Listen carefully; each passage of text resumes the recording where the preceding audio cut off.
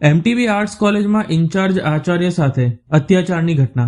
MTB arts કોલેજના in charge Acharya doctor Rudresh વ્યાસે ગંભીર આક્ષેપો કર્યા છે કે કોલેજના કેટલાક કર્મચારીઓ અને એબીવીપીના કાર્યકરોએ સાથે મળીને તેમને ન્યાય ન મળવા દેવાના ઈરાદાથી શારીરિક અને માનસિક ત્રાસ આપ્યો હતો.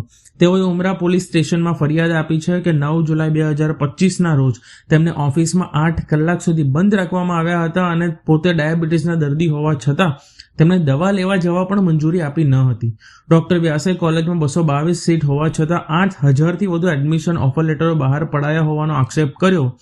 જ્યારે નવા વર્ષની પ્રવેશ પ્રક્રિયા દરમિયાન ક્લાર્ક સાગર રાણાને 4 થી 5 ગણા વિદ્યાર્થીઓને ઓફર લેટર આપવા જણાવ્યું હતું, જેની સામે ક્લાર્ક સાગર રાણાએ કેટલાક મેસેજો મોકલી અને બાદમાં ડિલીટ કરી નાખ્યા.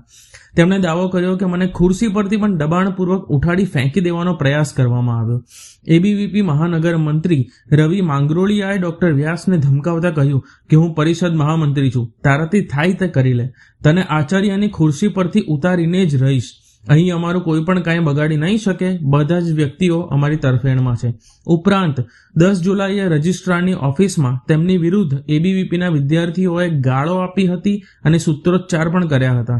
ડોક્ટર વ્યાસ દ્વારા ઉમરા પોલીસ મથકમાં આ મામલે ફરિયાદ નોંધવામાં આવી છે. એમટીબી કોલેજના ક્લાર્ક સાગર રાણા, દીપ કિરણભાઈ ઘોઘારી, રવિ માંગરોળિયા, પુનિત આચાર્ય, યોગીનાથ લક્ષ્મણ, મલ્હાર ગોસ્વામી, ગણેશ પવાર, જાનવી પવાર અને ડેનિયલ ગામિત સામે ફરિયાદ કરવા અરજી દાખલ કરવામાં આવી છે.